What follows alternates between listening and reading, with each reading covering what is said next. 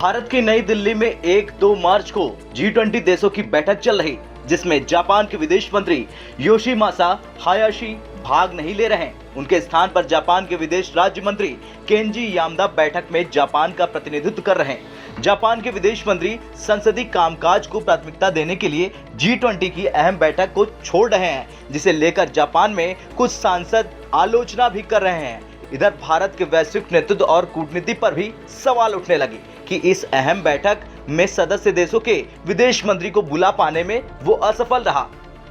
पिछले हफ्ते बेंगलुरु में आयोजित G20 की बैठक में मेजबान भारत यूक्रेन के मुद्दे पर सदस्य देशों के बीच असहमति के कारण संयुक्त बयान जारी करने में असफल रहा था। विदेश मंत्री और केंद्रीय बैंक के गवर्नरों की पिछली बैठक में यूक्रेन मुद्दे को लेकर भारी तनाव देखने को मिला था। भारत शुरू से ही नहीं चाहता था कि G20 बैठक में यूक्रेन के मुद्दे को लेकर किसी तरह की चर्चा हो। भारत रूस पर और अधिक प्रतिबंधों की चर्चा को लेकर असहमत था। भारत का साफ कहना था कि G20 विकास के मुद्दों पर बात करने के लिए है, इसे सुरक्षा के मुद्दों में दखल नहीं देना चाहिए।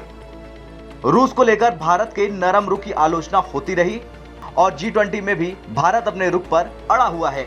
भारत ने G20 की बैठक में रूस यूक्रेन युद्ध को युद्ध कहने का विरोध किया और कहा कि इसे चुनौती या संकट जैसे शब्दों में संबोधित किया जाए। हालांकि भारत इन शब्दों पर सदस्य देशों के बीच आम सहमति बनाने में विफल रहा। बेंगलुरु की बैठक में चीन ने यूक्रेन पर रूस के हमले की निंदा करने से साफ इनकार कर दिया। चीन ने साझा बयान के उस हिस्से पर भी आपत्ति जताई जिसमें यूक्रेन पर रूसी हमले की कड़े शब्दों में निंदा की गई। रूस और चीन के विरोध कारण भारत साझा बयान जारी करने में असफल रहा और उसे G20 बैठक का सारांश चीयर्स समरी पेश करना पड़ा।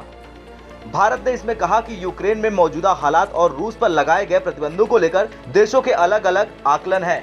पिछले साल रूस यूक्रेन युद्ध के बीच इंडोनेशिया के बाली में G20 की बैठक के बाद साझा बयान जारी किया गया था। उस दौरान भी रूस और चीन ने साझा बयान पर नाराजगी जाहिर की थी। हालांकि मेजबान इंडोनेशिया इस नाराजगी के बावजूद भी एक ऐसा साझा बयान जारी करने में सफल रहा था जिस पर सभी देश सहमत हुए थे।